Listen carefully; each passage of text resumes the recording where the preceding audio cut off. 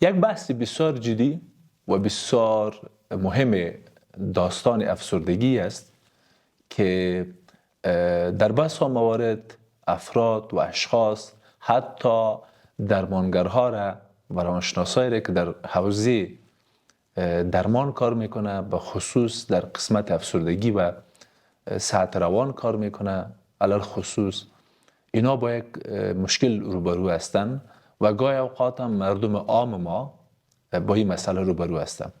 اگر شما متوجه شده باشین دوستان، اخیراً شبکه‌های اجتماعی یوتیوب، اینستاگرام، فیسبوک، تیک تاک و شبکه‌های جدید دیگه بعضی از عزیزان ما هرچند مسلکشان نیست و اجازه و تخصص و صلاحیت بحث روی مسائل را هم ندارن، اما میان گاهی اوقات بعضی از نشانه های افسردگی را از اینجا و از اونجا میگیره، بعد با مردم و با بیننده هایشان شریک میکنه و بعضی ها را دوچار یک سلسله مشکلات ساخته.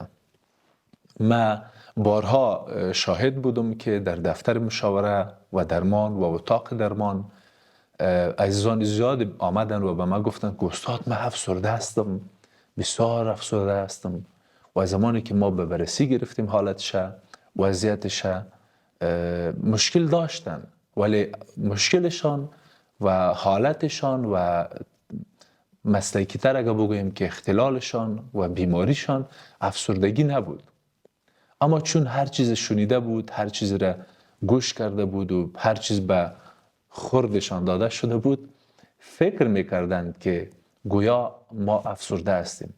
من میخوایم اشاره بکنم که نشانه های افسردگی، علائم افسردگی در داستان افسردگی یک بحث بسیار جدی و مهم است که امروز میخوایم روی این سلسله، روی بحث و این مورد چند لحظه با شما باشم.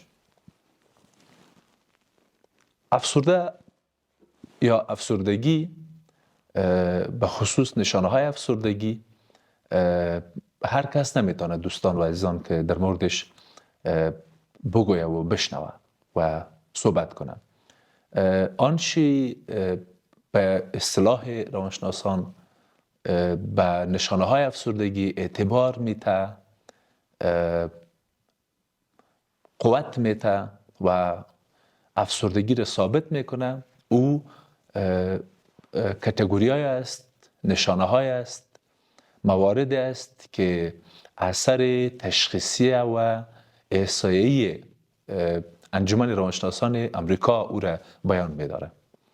DSM به خصوص DSM 5 در مورد نشانه ها و علائم اختلالات یکی از با اعتبارترین و معتبرترین اثری است که در کل دنیا و کل جهان روانشناسان از او استفاده میکنند.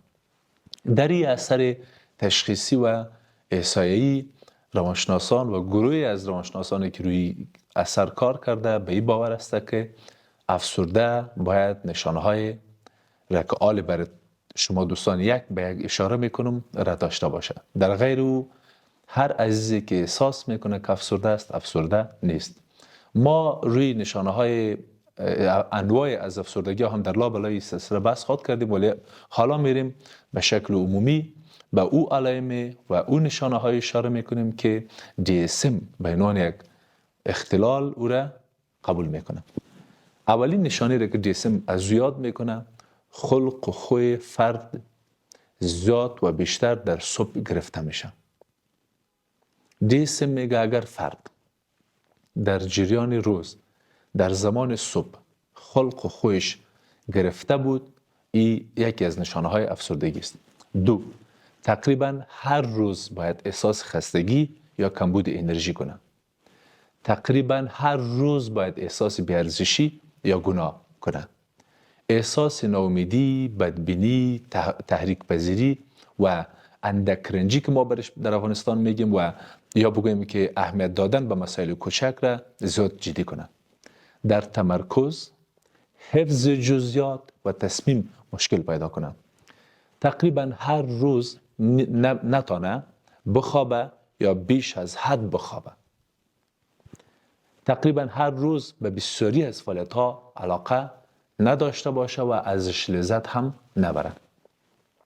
اغلب به مرگ یا خودکشی فکر کنه. یعنی نه فقط ترس که از مرگ بترسه، فکر بکنه که اگر بمرم، اگر خود بکشم. احساس بیقراری و نارامی بکنه. وزنش یا زیاد کم شوه و یا هم زیاد وزن بگیره فرد یا هم ببازه وزنه. اگر علائمی که یاد کردم 70 و بیشتر از 70% در اجزای ما بود، یا هم اینطور میخوایم اشاره کنیم، اجازه بتین بگویم که ماده نشانه و اراضی اختلال یادآور شدم. اگر از ده نشانه 7 و بالاتر از 7 بود، احتمال داره فرد دچار افسردگی شده باشه.